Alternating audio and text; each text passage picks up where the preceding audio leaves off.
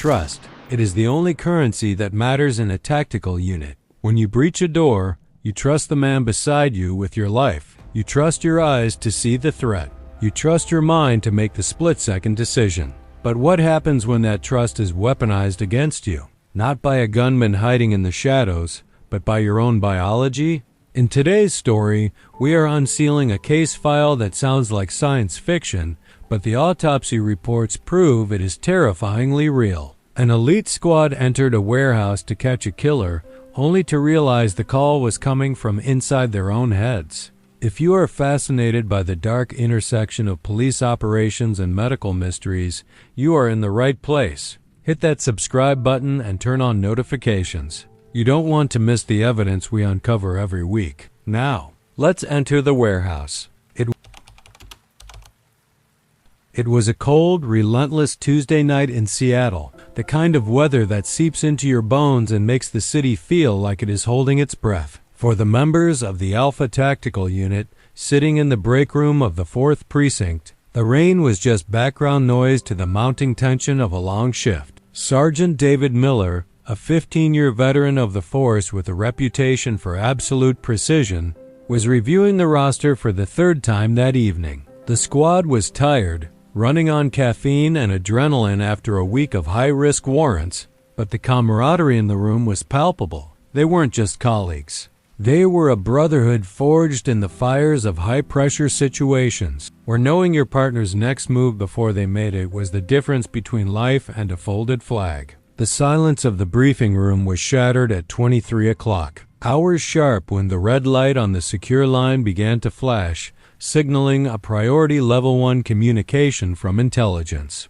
The tip didn't come through the usual channels of street informants or plea deals. It was an anonymous digital drop, encrypted and sent directly to the DEA's regional server. The coordinates pointed to a derelict industrial park on the outskirts of the city, specifically a rusting warehouse that had been off the grid for a decade. Attached to the coordinates was a single chilling profile name that made everyone in the room sit up straighter: the Chemist. This wasn't a low-level dealer pushing street corners. This was a ghost target the department had been hunting for 18 months. A man known for manufacturing synthetic compounds so volatile they were classified as chemical weapons. The briefing that followed was short, intense, and terrifyingly specific regarding the potential threat level inside that building. Captain Reynolds projected the floor plans of the warehouse onto the smartboard, tracing the entry points with a laser pointer that trembled ever so slightly.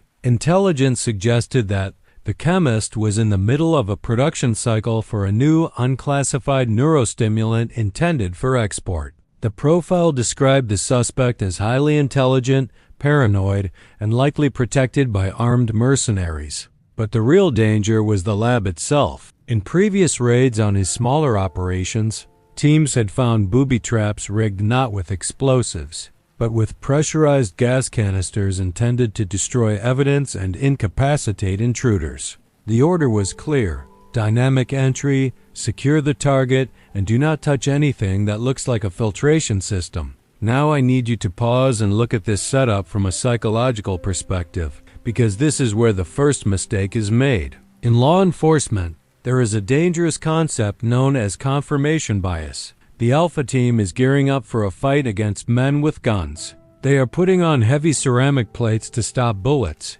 They are checking their rifles and flashbangs. Their brains are wired to look for physical threats: a man hiding behind a crate, a tripwire on the floor, a weapon being raised. But because they are so focused on the external threat of violence, they are completely ignoring the invisible threat. They are preparing for a war of ballistics, unaware that they are about to step into a war of biology. They believe they are the hunters, but the trap has already been set.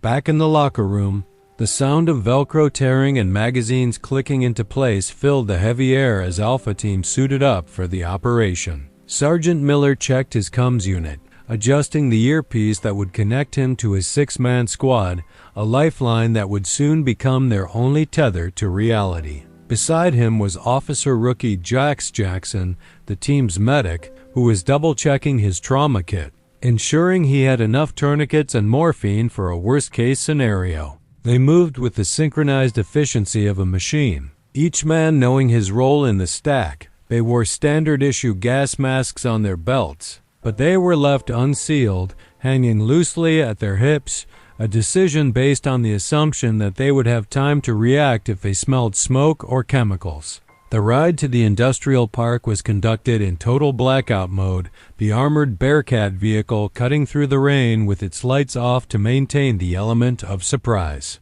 Inside the metal belly of the truck, the banter had died down, replaced by the rhythmic breathing of men visualizing the breach. This is a technique known as tactical visualization, where officers mentally rehearse the room clearing process to lower their heart rates. Miller looked at his men, their faces illuminated by the red tactical light of the cabin, and felt a surge of confidence. They were the best in the state. They had executed 300 entries just like this one without a single casualty. But as the truck slowed down on the gravel road leading to the warehouse, the air inside the vehicle felt unusually stifling, a heavy omen of what was waiting in the dark. The warehouse itself loomed out of the darkness like the skeletal remains of a forgotten era, its windows shattered and covered in grime. It sat isolated at the end of a dead-end road, surrounded by overgrown vegetation that clawed at the brick walls. There were no lights on inside, no movement visible from the exterior, and no sentries patrolling the perimeter. To the untrained eye, the building was abandoned, a hollow shell of concrete and steel. But to Miller, looking through his thermal imaging monocular, the building was alive. Faint heat signatures were bleeding out from the ventilation shafts on the roof, confirming that machinery was running deep inside the structure. The heart of the beast was beating, and the chemist was home. Let's talk about the human brain for a second before they breach that door. Your brain is essentially a high-performance computer that interprets electrical signals from your eyes, ears, and nose. It constructs your reality based on this data. But what happens if someone hacks the data feed? We tend to think of reality as something solid and objective, but medical science tells us it's actually very fragile. A slight imbalance in neurotransmitters, a little too much dopamine here, a blocked receptor there,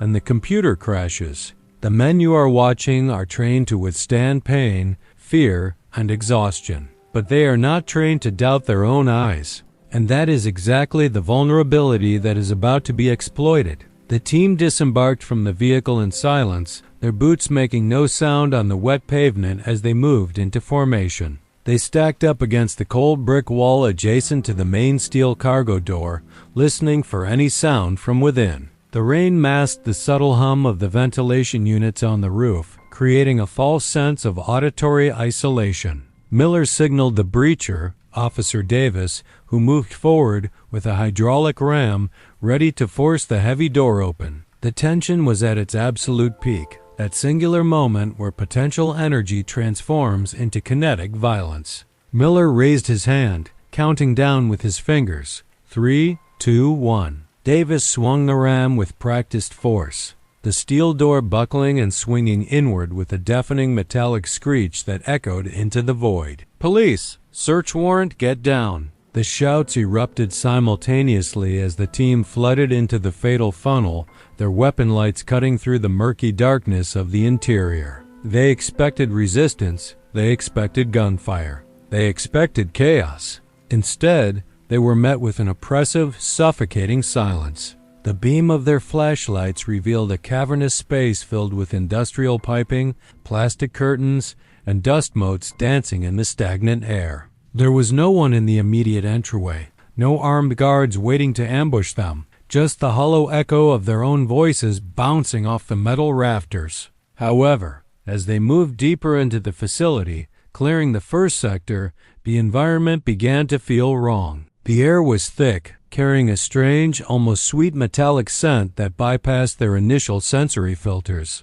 It wasn't the chemical smell of a meth lab or the rot of decay. It was something floral, mixed with the sharpness of ozone. Miller wrinkled his nose but didn't order the masks up yet, assuming it was just industrial residue. He signaled for the team to split into two groups to sweep the ground floor. As Alpha Team pushed further into the shadows, leaving the safety of the exit behind them, they crossed an invisible threshold. Unbeknownst to them, the heat signatures they saw earlier weren't just from machinery. They were from a high-pressure dispersal system that had been silently venting a colorless, odorless compound into the room the moment the door seal was broken.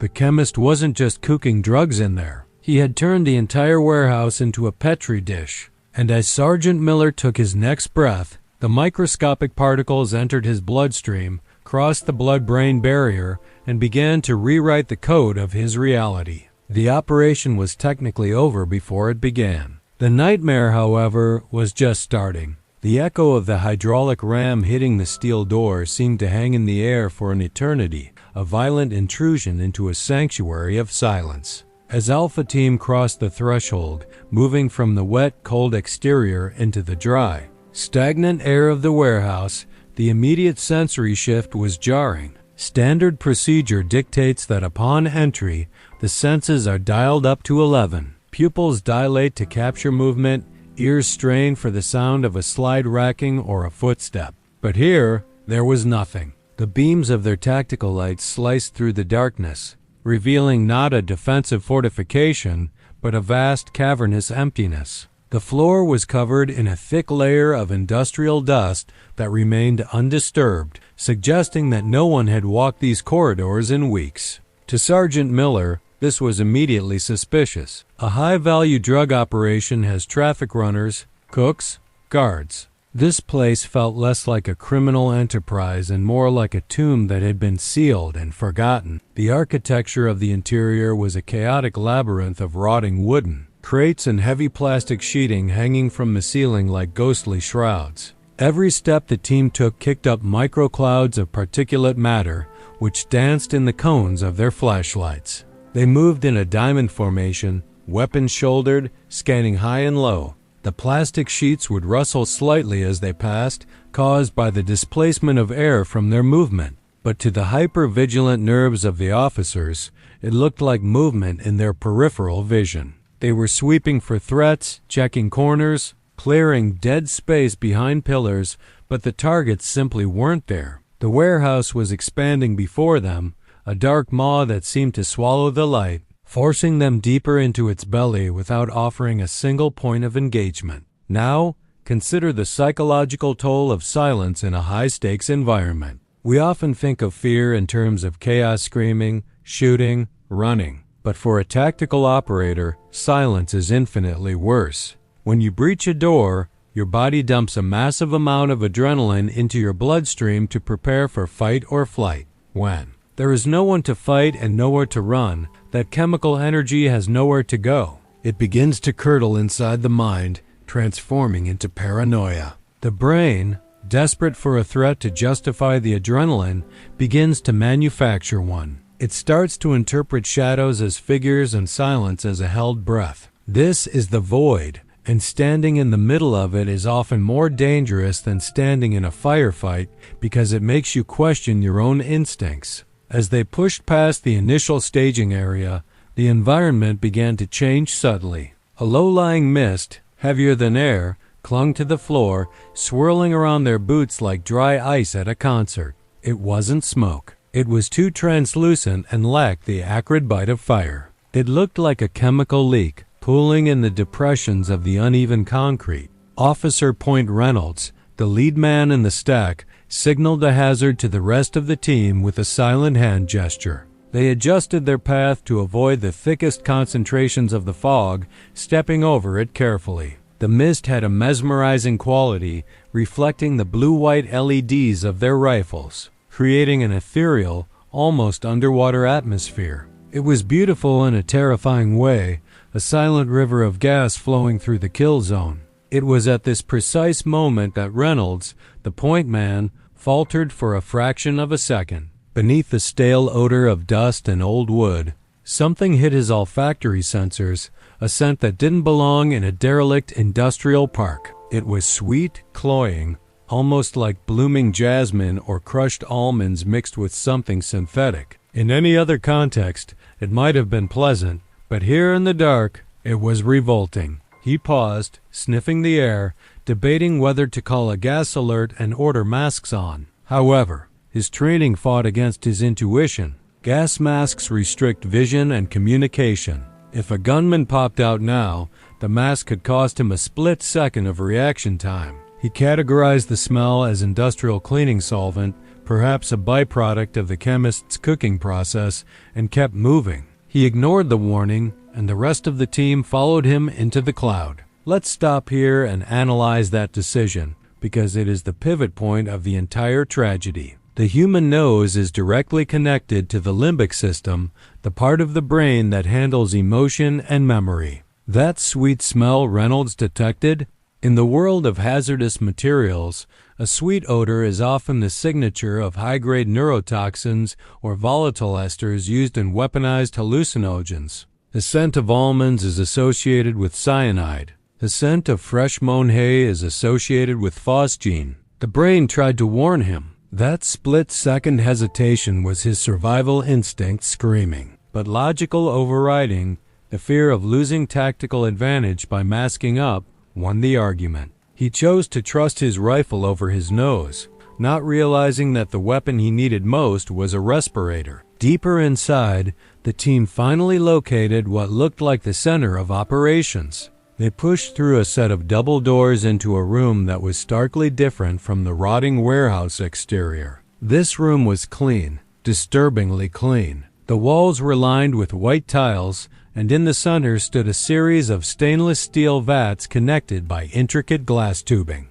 It looked less like a clandestine drug lab and more like a high-end pharmaceutical research facility. The equipment was humming with a low-frequency vibration that could be felt in the teeth. Fluids of varying viscosities were being pumped through the tubes, amber, clear, and a dark, viscous red. There were no piles of cash, no bags of white powder, just this pristine, automated machinery running a cycle for a ghost crew. The details of the lab were where the unease began to turn into genuine dread. On a metal table near the vats, there were surgical instruments laid out with obsessive precision, scalpels, bone saws, and retractors, all gleaming under the harsh overhead work lights. Next to the table was a chair, bolted to the floor, equipped with heavy leather restraints that looked worn, as if they had seen significant use.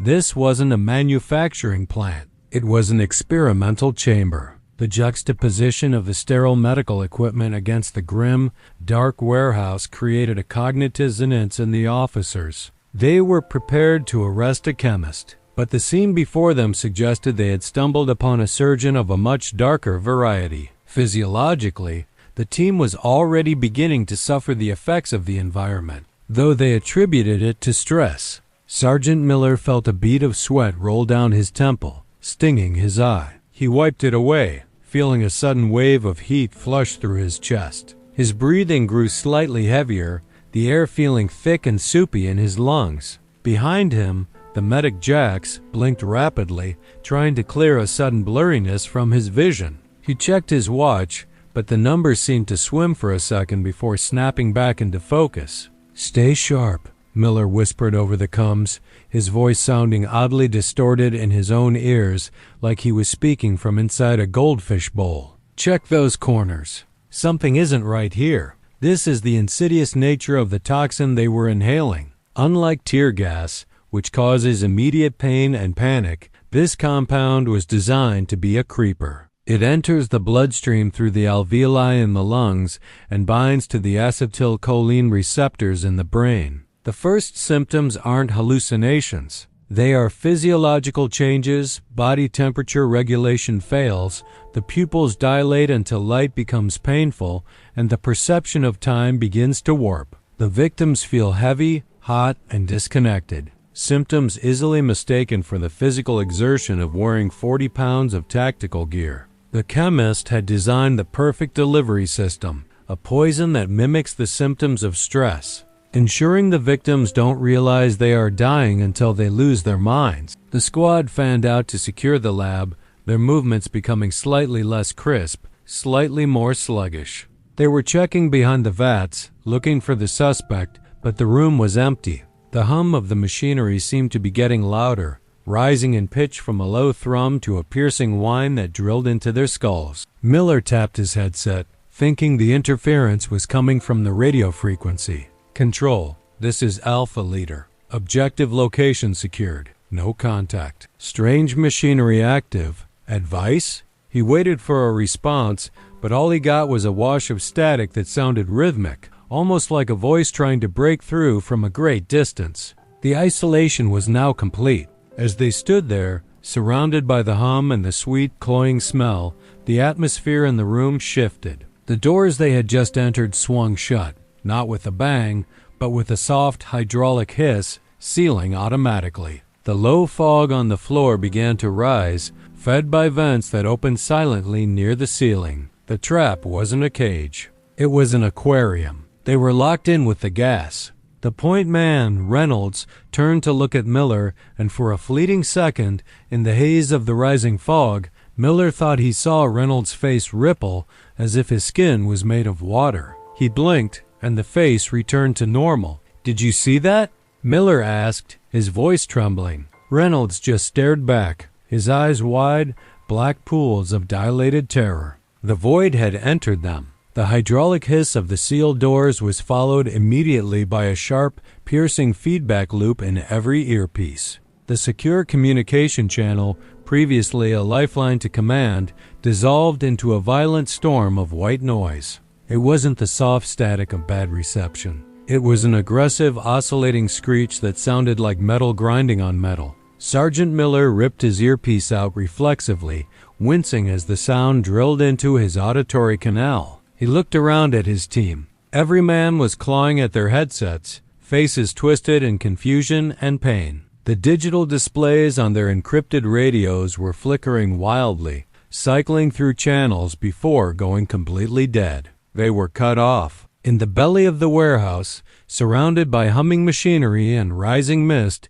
the silence from the outside world felt heavier than the tactical gear on their backs. Miller tried to switch to the secondary analog frequency, a fail-safe protocol for situations exactly like this. He keyed the mic. "Command, this is Alpha 1. We have a comms blackout. Do you copy?" Silence. Then, through the static, a sound emerged. It wasn't a voice, but it wasn't random interference either. It sounded like heavy breathing, wet and rhythmic, overlaying the static. It was the kind of sound that triggers a primal alarm in the mammalian brain, the presence of a predator in the dark. "Check your frequencies," Miller ordered, his voice echoing in the large room, sounding too loud and yet strangely muffled. "Someone is jamming us.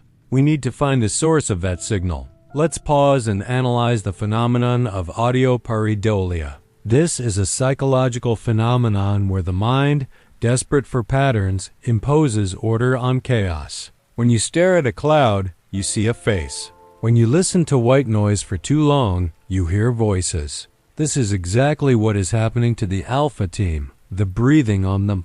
Radio is likely just the rhythmic pulse of the machinery interfering with the signal. But because they are primed for danger, their brains are interpreting the electronic noise as a human threat. The toxin in their blood is amplifying this, breaking down the filters that usually separate imagination from reality. The radio isn't haunted. Their minds are simply beginning to project their own internal fears onto the static. With communication severed, the unit cohesion began to fracture. Standard protocol for a comms failure in a hostile environment is to regroup and exit.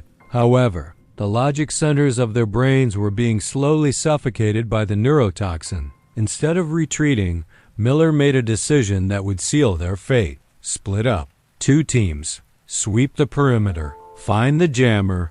It was a tactical error born of confusion, a desperate need to solve the immediate problem rather than the larger strategic one. Miller and Jacques took the east corridor. Davis and the rest took the west. As they separated, the darkness between the two groups seemed to thicken, swallowing the beams of their flashlights as if the air itself was becoming opaque. Officer Jacques, the medic, followed Miller down a narrow hallway lined with rusting lockers. The air here was colder, and the sweet smell was so intense it tasted like copper on the back of his tongue. Jacques was the youngest, and perhaps the most susceptible to the chemical's effects. As he walked, he began to hear a low murmuring sound coming from the walls. At first, he thought it was the wind or the pipes, but the cadence was distinctly human. It sounded like a conversation happening in the next room, but the words were unintelligible, like a radio left on in an empty house. He stopped, raising a fist to signal Miller to halt. "Sarge," he whispered, "do you hear that? Voices.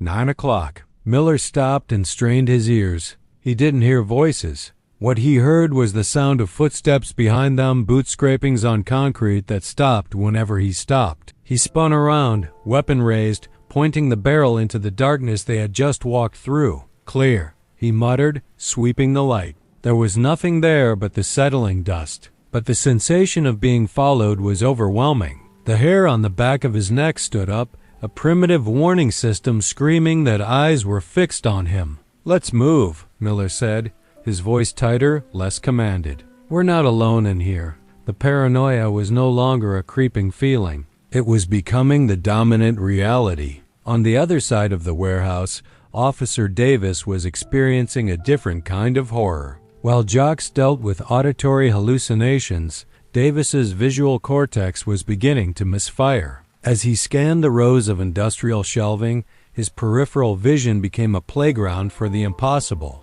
Every time he turned his head, he saw a dark figure dart behind a crate. It was always just out of focus, a blur of motion that defied physics. He would snap his rifle toward the movement, illuminating the spot with 1,000 lumens of light, only to find an empty space. "Show yourself," he shouted, his discipline cracking. The shadows seemed to stretch and contort, reaching out towards him like grasping fingers before snapping back when he looked directly at them. The separation of the team had exacerbated the psychological decay. Without the visual anchor of the full squad, each man was left alone with his own deteriorating mind. The ghost frequency wasn't just on the radio, it was internal.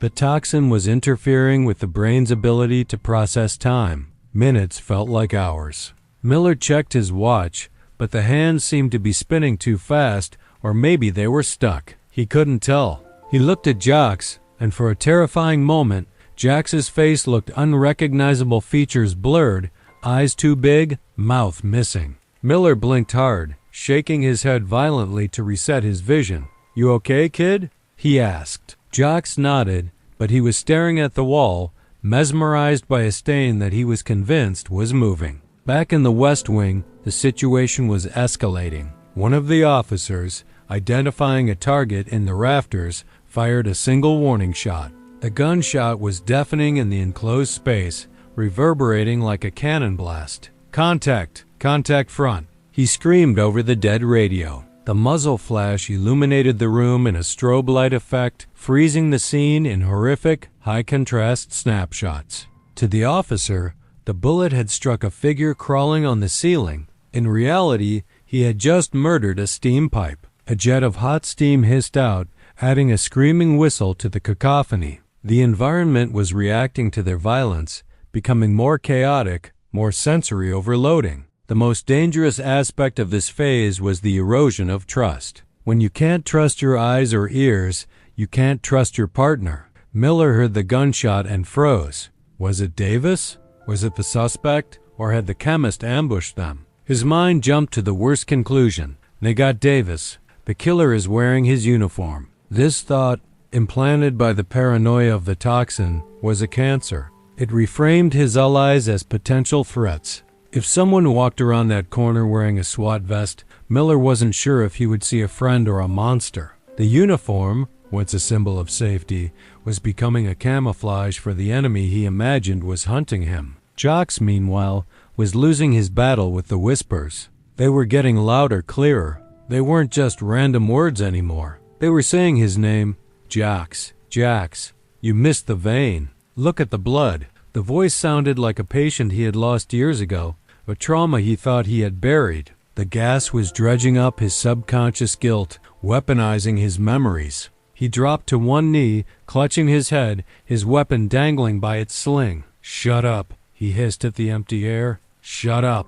Miller grabbed him by the vest, hauling him up. "Get a grip, Marine. We are under attack." But Miller's face was contorted in anger that looked demonic to Jocks. The divide was widening. The chapter ends with the team completely fractured, both physically and mentally. The radio static had evolved into a constant, mocking scream in their ears. The shadows were no longer hiding. They were encircling them. Miller, panting heavily, backed into a corner, his weapon shaking in his hands. He aimed down the long, dark corridor where the rest of his team should be. He saw a silhouette emerge from the mist, a figure holding a rifle. In the real world, it was Officer Davis coming to regroup. But in Miller's poisoned mind, the silhouette had glowing red eyes and a distorted, melting face. The ghost frequency had finally broadcast its message: kill or be killed. Miller's finger tightened on the trigger. The silence that had previously suffocated the warehouse was shattered not by a scream,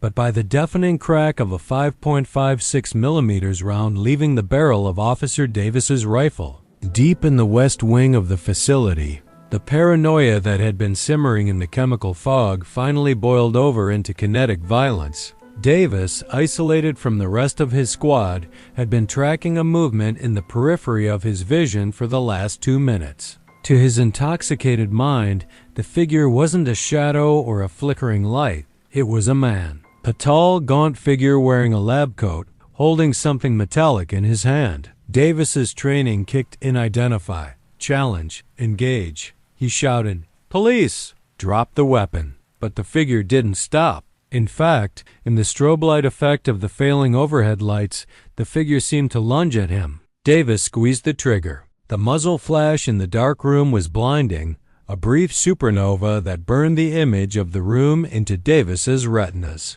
For a split second, the shadows were banished, revealing piles of rotting cardboard and rusted machinery. But when the darkness snapped back, the figure was still there, now multiplied. Davis didn't see a steam pipe he had just perforated. He saw the chemist getting back up, unhurt, mocking him. Panic, cold and sharp, pierced his chest. He fired again, a controlled double tap, then another. The round sparked off the metal gantries, sending ricochets whining through the air like angry hornets. "Contact front. He's armed. He's got a gun." Davis screamed into his dead radio, his voice cracking with genuine terror. He wasn't shooting at a ghost anymore. In his reality, he was in a fight for his life. Down the corridor, Sergeant Miller and Jocks froze as the gunfire erupted. The sound was distorted by the acoustics of the metal warehouse, bouncing off the walls so many times it was impossible to tell where it originated. To Miller,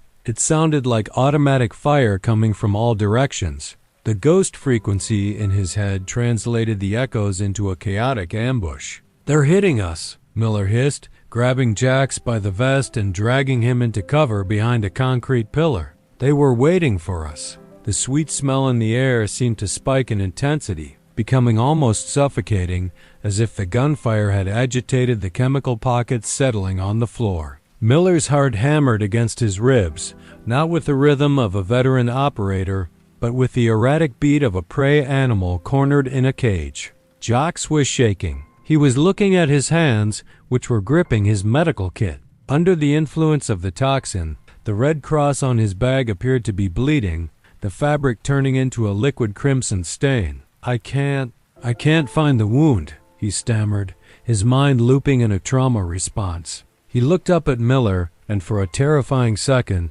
Miller's tactical helmet looked like a skull, the night vision goggles transforming into hollow, glowing sockets. Jocks gasped, scrambling backward, raising his weapon instinctively. "Identify!"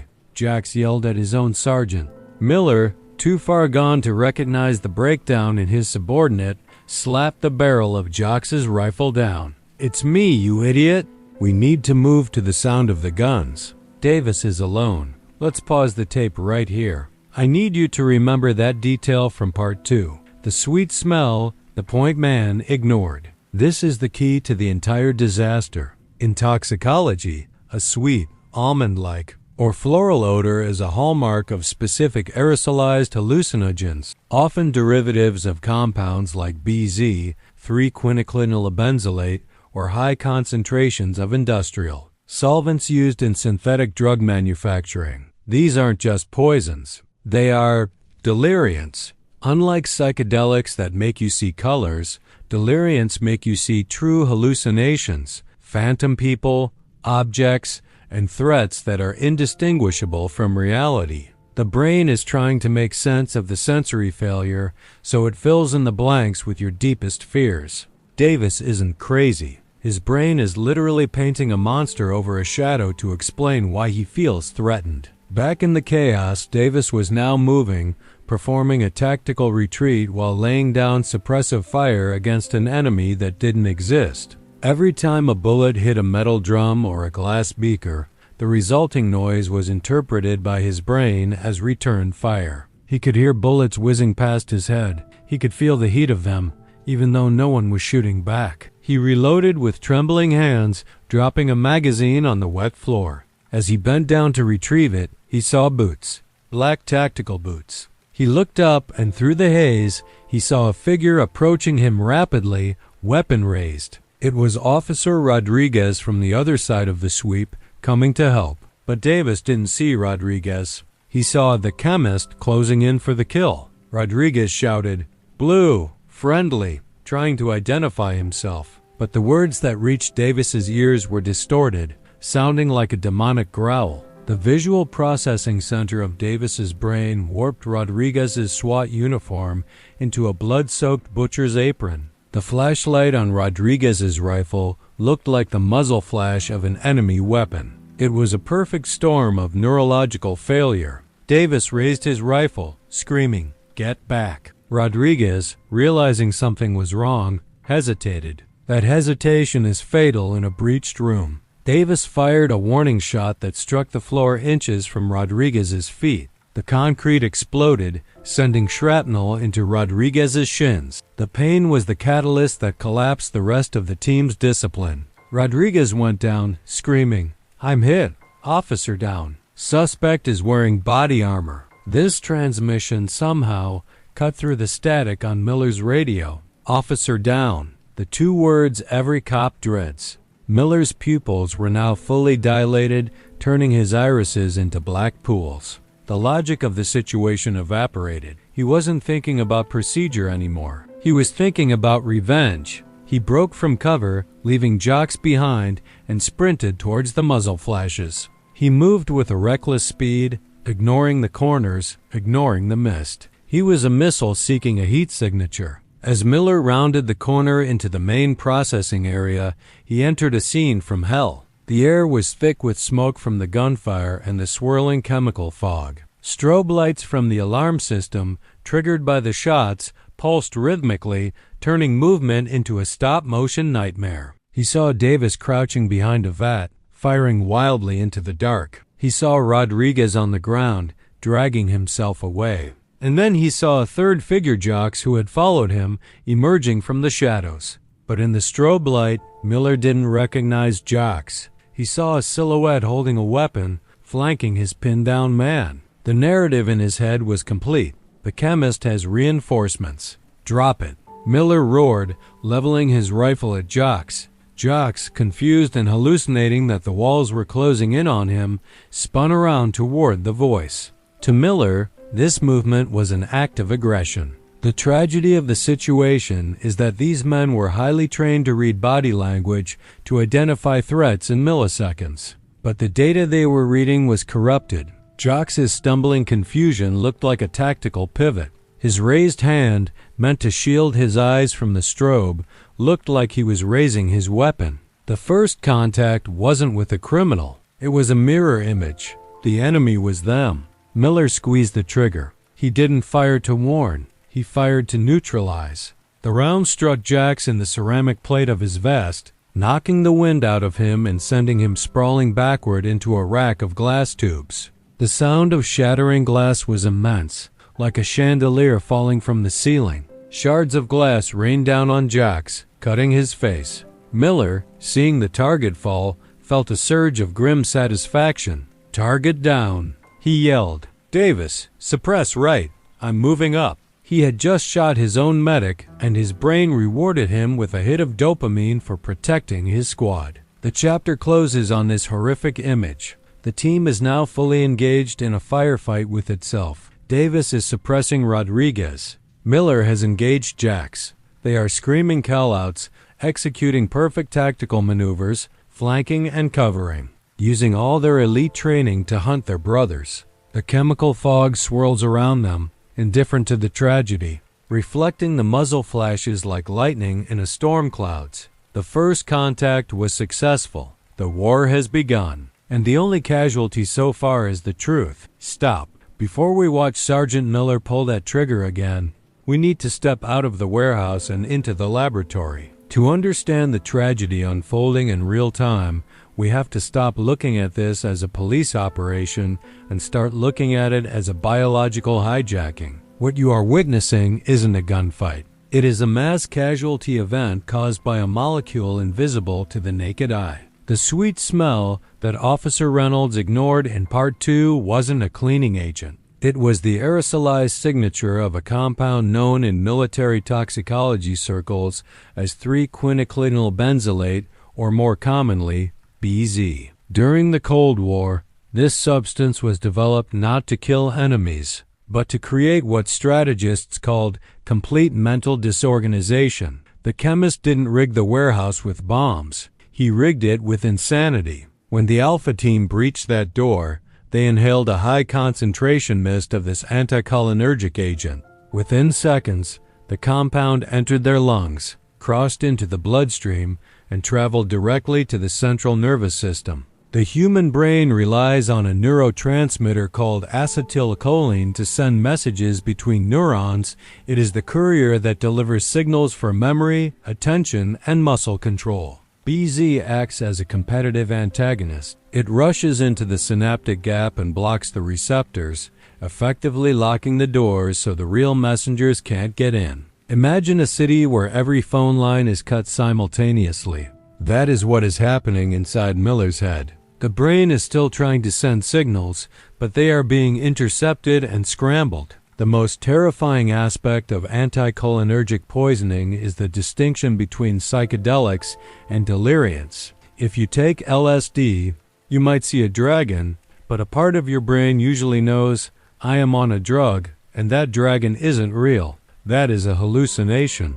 What the Alpha team is experiencing is delirium. In this state, the observer part of the brain, the logical self, is turned off. The hallucinations are indistinguishable from reality. When Officer Davis sees a monster, his brain is not suggesting it. It is confirming it as an absolute fact. He cannot be reasoned with because his reality testing mechanism has been chemically deleted. To him, the threat is as physical and undeniable as the floor he is standing on. But why do they see monsters? Why the darkness? This is a phenomenon known as pareidolia, weaponized by toxicity. The visual cortex is failing to process light correctly due to the dilated pupils, mydriasis, and the blocked signals. The brain hates ambiguity. When it receives patchy, blurry visual data from the eyes, it tries to fill in the gaps using the amygdala, the fear center. It takes a shadow and asks, what is the worst thing this could be?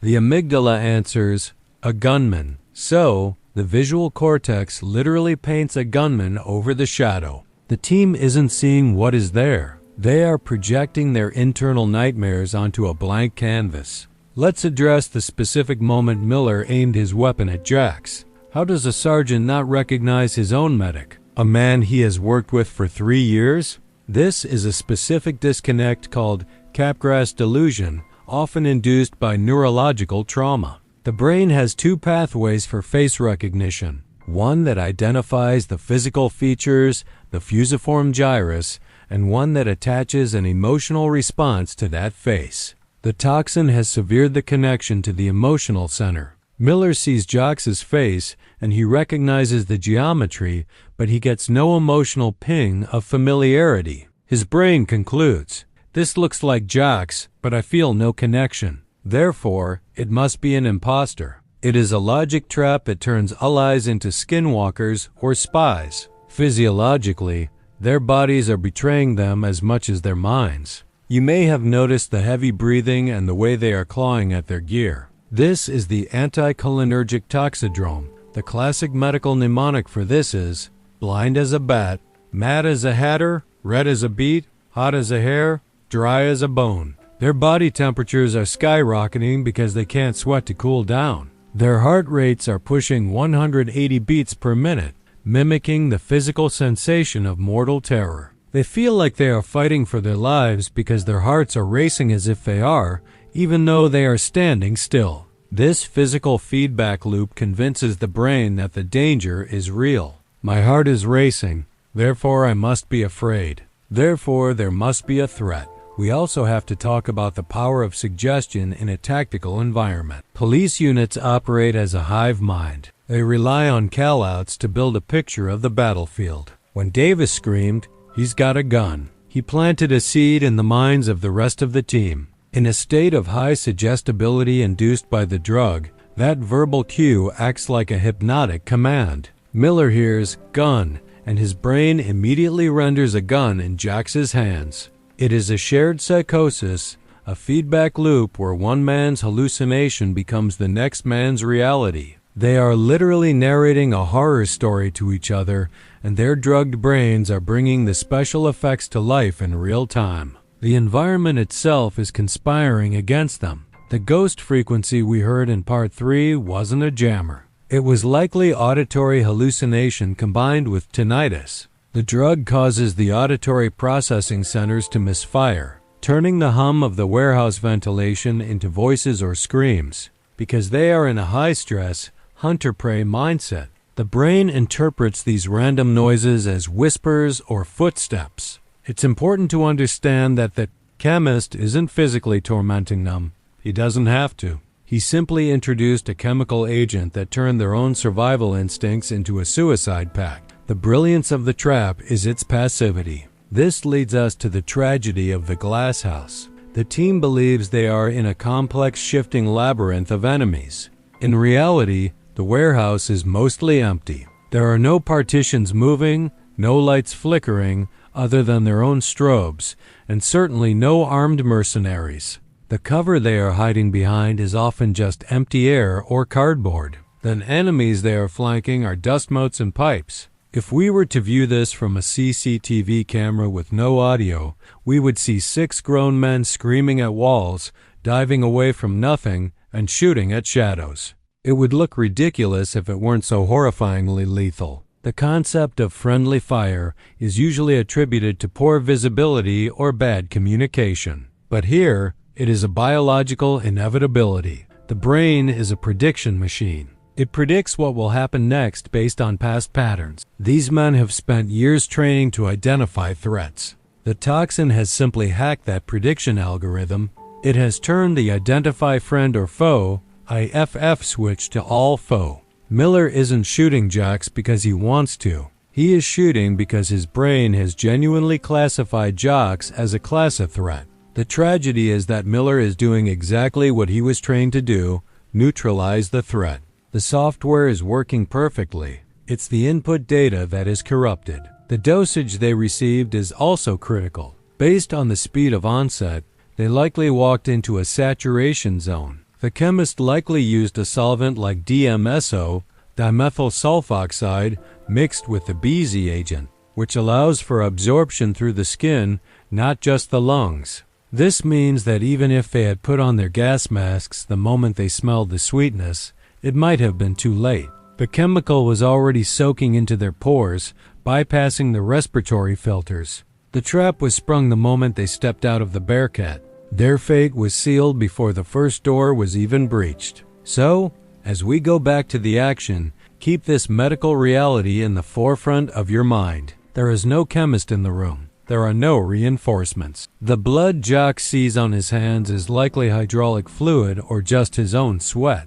The gun Miller sees in Jax's hand is a medical bag. The war raging in the warehouse is a phantom war, fought by men who are asleep with their eyes wide open. They are trapped in a nightmare, but they are holding real weapons. And as we are about to see, phantom wars have very real casualties. The medical diagnosis is clear: acute anticholinergic delirium. The treatment?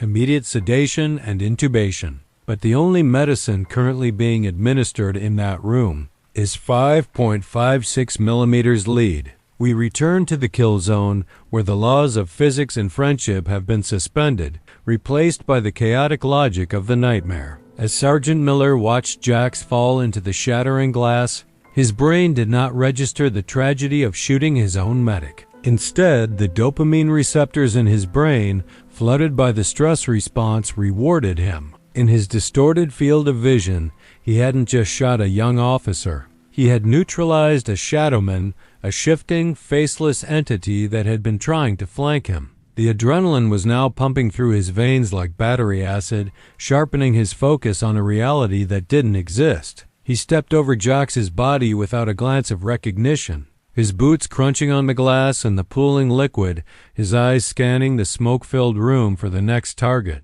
"One down," he muttered into the dead radio, his voice trembling with a manic intensity. "Sector clear." Moving to engage secondary targets. Across the warehouse floor, the gunfire had triggered a chain reaction of panic among the remaining squad members. Officer Davis, still pinned down behind the industrial vat, was screaming. To anyone listening from the outside, he was screaming for backup.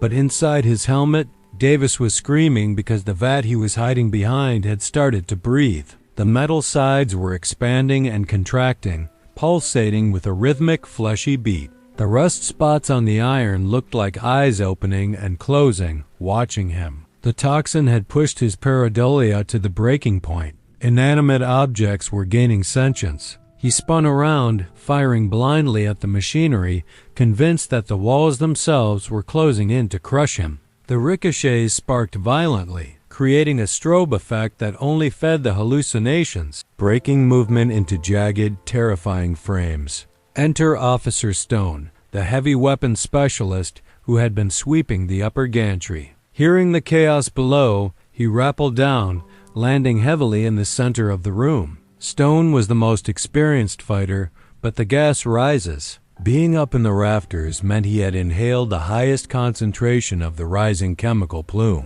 When he landed, he didn't see Miller or Davis. He looked through his optic and saw what his brain feared most: foreign mercenaries. He saw Miller not as his sergeant, but as a tactical operator wearing a hostile insignia, a gas mask that looked like a skull, and holding a weapon pointed at him. Stone didn't hesitate. In this delirium, there is no freeze response, only fight. He raised his weapon and opened fire on Miller. The ensuing firefight was a masterclass in tactical violence executed against the wrong targets. Miller, taking rounds to his chest plate, was knocked backward, the wind driven from his lungs. He scrambled for cover, his mind reeling. How did they get in? How many are there? The pain in his ribs wasn't processed as a bullet impact. His mind interpreted it as a monster's claw raking across his chest. He looked at his own hand and saw it melting, the skin dripping off like wax,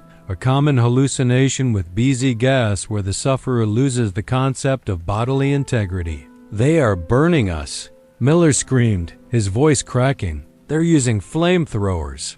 There was no fire, only the burning sensation of the bullet impact, but his brain constructed a narrative to match the pain. The warehouse was now a cacophony of noise, the deafening reports of rifles, the shattering of glass, the hissing of steam pipes punctured by stray bullets, and the screams of men fighting demons. The strobe lights from the fire alarm continued to pulse, slicing the time into disconnected snapshots. In one flash, Miller saw Stone advancing. In the next, Stone was gone, replaced by a towering shadow. In the next, the shadow was right on top of him. The disorientation was absolute. The vestibular systems in their ears were failing, making the floor feel like it was tilting at a 45-degree angle. They were stumbling, crashing into equipment, fighting gravity as much as they were fighting each other. To the Bravo team, who were supposedly en route as backup, in reality, they were still minutes away. The radio traffic recording from this moment would later be described as the sound of hell. There were no coherent call-outs. It was a mixture of guttural growls, pleas for mercy, and tactical jargon twisted into nonsense. "The walls have teeth. Check fire. The ceiling is bleeding. He's inside my eyes." This wasn't the dialogue of trained professionals. It was the dialogue of an asylum break. The chemist had succeeded in his goal. Total mental disorganization. The unit had ceased to exist. There were only 6 isolated individuals trapped in 6 separate, private universes of terror, all overlapping in the same physical space. Miller, gasping for air, managed to flank Stone. In the real world, this was a brilliant maneuver. In Miller's mind, he was crawling through a trench filled with black sludge. He popped up from behind a crate, leveling his rifle at the figure he believed was the leader of the mercenaries. Stone turned, but his reaction time was slowed by the toxin. Miller fired. The tragic irony of close-quarters battle is that muscle memory works even when the mind does not. Miller's shots were grouped tightly, center mass. Stone went down, his weapon clattering across the concrete. Miller didn't feel remorse. He felt a surge of triumph. He had slain the dragon. He had protected the... Well, he couldn't remember what he was protecting anymore, but he knew he had won. But the victory was short-lived. As Stone fell, his finger clamped down on the trigger in a final spasm, sending a spray of bullets wildly into the room. One of these stray rounds struck a high-pressure valve on a chemical tank nearby. The tank ruptured with a shriek, blasting a concentrated jet of freezing vapor into the room. The sudden drop in temperature combined with the chemical fog created a literal whiteout. Visibility dropped to 0. The surviving officers were now blind, navigating a freezing white void. This deprivation of vision was the final nail in the coffin. Without visual input to contradict them, the hallucinations took complete control. In the whiteout, Officer Davis had curled into a fetal position. He wasn't fighting anymore. He was holding his head, rocking back and forth. The voices in his head, the ghost frequency, were now deafening. They weren't coming from the radio. They were coming from inside his own skull. He heard his wife crying. He heard his children screaming his name. The emotional torture was far worse than the physical threat. He pulled his sidearm, not to shoot an enemy, but to stop the voices. He pointed it at the darkness, shouting at the ghost to leave him alone. A muzzle flash illuminated the fog near him. It was Rodriguez, crawling, bleeding, trying to reach him. Davis saw a demon crawling out of the mist and fired until his slide locked back. Miller, now the last man standing effectively, stood in the center of the whiteout. He was wounded, bleeding from a gap in his armor, and completely dissociated. He spun in circles, aiming at the emptiness. "Come out," he roared. "Face me." But there was no one left to fight. The only sound was the hissing of the ruptured tank and the wet, ragged breathing of his dying friends. His brain, desperate for a narrative conclusion, provided one. The mist began to clear in front of him, and he saw a figure. It wasn't a monster this time. It was the chemist, a calm man in a white coat offering him a hand. Miller reached out to arrest him, to grab the phantom hand. He stumbled forward, reaching for the hallucination, and tripped over the body of Officer Jacks. The impact with the cold concrete snapped him back to a moment of lucid clarity, a window of lucidity often seen before unconsciousness. The white fog thinned for a second. The chemist vanished. Miller looked down at his hands. They were covered in blood. He looked at the body he had tripped over. He saw the patch on the vest, Medic Jacks. He looked across the room. He saw Stone. He saw Davis. The monsters were gone. There were only his brothers, broken and bleeding on the floor. The realization hit him harder than any bullet. The weapon in his hand felt suddenly heavy, like it weighed 1,000 pounds.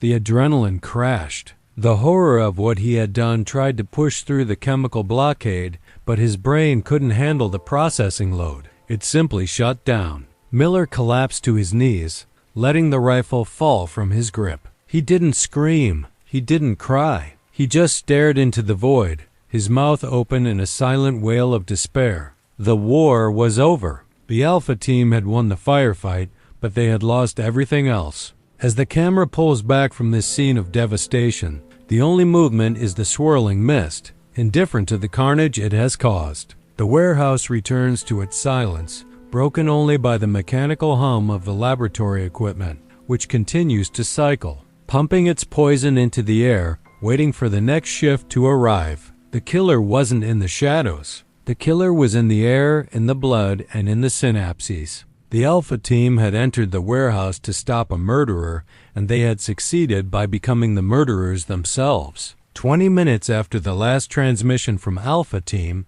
the heavy steel doors of the warehouse were breached again, this time by the Bravo unit. They arrived prepared for a siege, their armored vehicle positioning itself as mobile cover, their floodlights bathing the exterior in blinding white light. The officer down call initiates a specific protocol, massive force projection. They expected to walk into a raging firefight to hear the snap of bullets and the screams of combat. But as the Bravo point man crossed the threshold, weapon raised and ready to kill, he was met with something far more unsettling than noise. He was met with the absolute, suffocating weight of silence. The only sound in the vast facility was the rhythmic, mechanical hiss-click-hiss of the automated laboratory equipment, beating like a synthetic heart in the center of the gloom. The chemical fog had begun to dissipate, venting out through the open doors, leaving behind a thin, oily residue on every surface. Bravo team moved in a rescue diamond formation, their movements crisp and clinical, a stark contrast to the chaotic scrambling of the men who had entered before them. They were wearing full CBRN, chemical, biological, radiological, nuclear, respirators, a precaution taken after command analyzed the strange audio from Miller's radio. Through the lenses of their masks, the warehouse looked like the aftermath of a natural disaster. The floor was slick with water from the ruptured pipes, mixed with hydraulic fluid and blood, creating a dark, reflective mirror that distorted the beams of their tactical lights. As they pushed deeper into the kill zone, the beam of a flashlight swept across the first body. It was Officer Stone. He was lying on his back, his tactical vest shredded by multiple impacts. Bravo leader signaled man down, and the team medic rushed forward, sliding on his knees to check for a pulse. The medic looked up and shook his head slowly, but it was the nature of the wounds that caused the Bravo leader to pause. He looked at the wall behind Stone. The bullet impacts were tight, controlled groups, the signature of elite marksmanship. They weren't the spray and pray holes of a gangster holding a pistol sideways. They were double taps, police rounds. A cold knot of realization began to tighten in the leader's stomach. Moving further into the lab, they found Officer Davis. He wasn't dead, but he was gone. He was curled into a ball behind the industrial vat, his eyes wide open, unblinking, staring at a patch of empty air. He was whispering, a rapid-fire stream of nonsense that bubbled out of his mouth along with a trickle of saliva. The spiders. Don't let them in the vents. The spiders have cameras. When the Bravo medic touched his shoulder, Davis screamed a high, thin sound of pure primal terror and scrambled backward, trying to claw his way through the solid concrete floor. He didn't recognize the uniform of his rescuers. He only saw more monsters coming to finish the job. They had to restrain him with zip ties, not as a suspect, but to keep him from hurting himself. Then they found Sergeant Miller, the survivor. He was kneeling in the center of the room, surrounded by the debris of the battle. His rifle was on the floor, the barrel smoking slightly, the bolt locked back on an empty chamber. He was swaying back and forth, muttering a rhythmic chant. I got them all. Sector clear. When the beam of the Bravo leader's light hit him, Miller looked up. His face was a mask of blood and soot, his pupils blown out so wide that his eyes looked entirely black. He didn't see a rescue team. In his shattered mind, he likely saw the angels of death or the final wave of enemies. He raised his hands, not in surrender, but in a strange, trembling gesture of offering. I held the line, he croaked. The Bravo leader, a man who had served with Miller for 10 years, felt a wave of nausea that had nothing to do with the gas. He lowered his weapon, stepping forward cautiously. Miller? Dave? It's me. It's Bravo. You're safe. But words had no meaning here. Miller just stared through him, looking at a horizon that wasn't there. The chemist, Miller whispered, pointing a shaking finger toward the far wall. He's still there. Bravo team swung their weapons instantly toward the wall, ready to engage the target that had caused this massacre. They expected to see a man, a mastermind, a villain hiding in the shadows. But the light revealed nothing, just a bank of stainless steel servers and a network of glass tubes. The chemist wasn't a man standing in the corner. There was no one there. The room was empty. They swept the gantries. Empty. They checked the offices. Empty. They breached the storage rooms. Empty. The realization hit the Bravo team like a physical blow. There were no shell casings from AK-47s or MAC-10s. There were no bodies of mercenaries. The only brass on the floor was stamped 223 Remington Standard Police Issue. The only boots that had walked on this floor tonight belonged to the Alpha team. The silence that followed this discovery was heavier than the one before. The Bravo leader lowered his rifle, the weapon hanging limp on its sling. He walked a slow circle around the room, reading the forensic story written in blood and bullet holes on the walls. He saw where Davis had fired at a shadow. He saw where Miller had flanked Stone. He saw the tragic geometry of the blue-on-blue incident. It wasn't a battle. It was a mirror maze. They had been fighting their own reflections. The enemy hadn't fired a single shot. In fact, the enemy hadn't even been in the building. The intelligence was half right. The chemist was here, but only in the form of a molecule floating in the air. The medic attended to Jocks, who was lying near the glass tubes.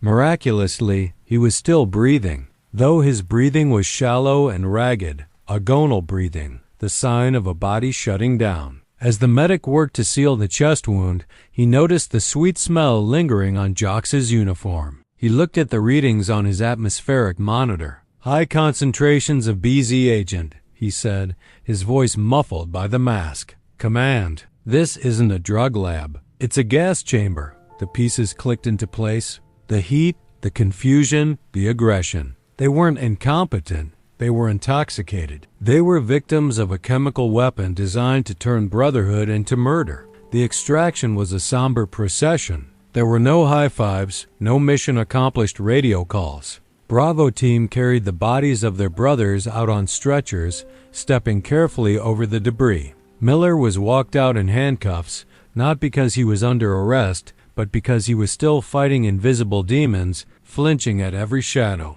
As they emerged from the warehouse into the cold night air of Seattle, the rain was still falling, washing the blood from the driveway. The contrast was jarring. The world outside was normal, indifferent, while the world inside that building had been a pocket of hell. Miller was loaded into an ambulance, strapped to a gurney. As the paramedics worked on him, injecting sedatives to counteract the delirium, he had a moment of fading consciousness. He looked out the back window of the ambulance as the doors were closing. He saw the warehouse one last time, dark, silent, empty, and for the first time, a crack appeared in his hallucination. The monsters faded, and he saw the reality of what lay on the stretchers next to him. A tear mixed with the soot on his cheek. "It was just us," he whispered to the ceiling of the ambulance. "It was only ever us." The chapter closes on the image of the warehouse door being sealed with yellow crime scene tape. The flashing red and blue lights of the police cruisers reflect off the wet pavement,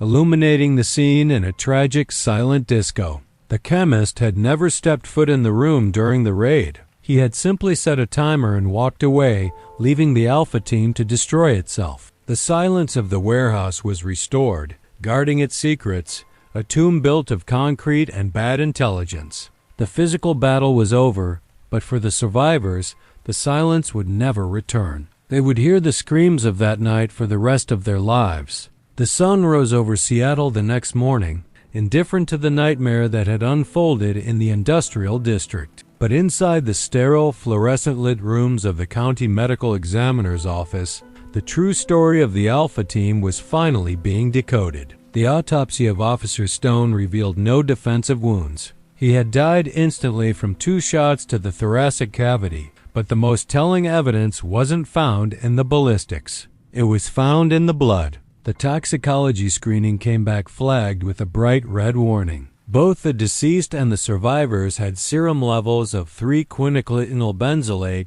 that were 40 times the threshold for clinical delirium. The internal affairs investigation, usually a hunt for corruption, turned into a study of tragedy. The final report, released 6 months later, exonerated Sergeant Miller of criminal intent. The footage from the team's body cameras, which command reviewed in horrified silence, corroborated the medical findings. The officers weren't shooting at each other out of malice. The cameras showed them screaming commands at empty corners, wrestling with invisible attackers, and pleading with demons to step back. The investigation concluded that the warehouse was a Category 5 biohazard trap. The chemist hadn't just built a lab. He had built a psychological torture chamber designed to function without him ever being there. As for the survivors, the physical wounds healed faster than the neurological ones. Officer Jacks, the medic, survived the gunshot wound to his vest, but the shards of glass had cost him the vision in his right eye. He retired from the force 3 months later, unable to be in a room with a humming ventilation system without suffering severe panic attacks. Officer Davis, who had been found clawing at the floor, spent weeks in a chemically induced coma to allow his brain to reset. He eventually returned to duty, but never to a tactical unit. He requested a desk job in evidence control, far away from the front lines. And then there is Sergeant Miller, the man who held the line. Physically, he made a full recovery. But the human mind is not like a broken bone. It doesn't always knit back together stronger than before. Miller was granted a medical discharge with full honors. He lives quietly now in a cabin upstate. He doesn't own a television, and he keeps the radio off. In his exit interview, when asked if he blamed the chemist, Miller gave a chilling answer. The chemist didn't pull the trigger. My finger did. He just changed what my eyes saw.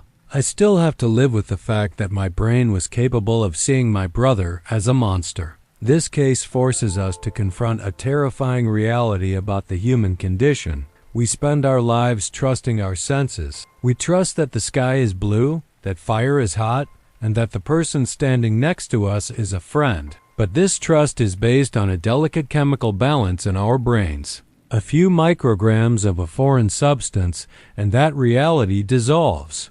We often tell stories of police bravery or medical miracles, framing them as battles against external evils, bad guys with guns or viruses attacking the body. But the Alpha Team didn't lose a battle against a gunman. They lost a battle against their own biology. The killer in the warehouse wasn't a person. It was the fragility of the human mind. So, the next time you trust your eyes, remember Sergeant Miller. Remember that your perception of reality is a gift, not a guarantee. And sometimes, the most dangerous place you can ever enter is your own head. If you want to see us unlock more case files that bridge the gap between criminal investigation and medical science, make sure you are subscribed. Click that bell icon so you don't miss our next deep dive. Stay safe, trust your instincts, but question everything else. I'll see you in the next one.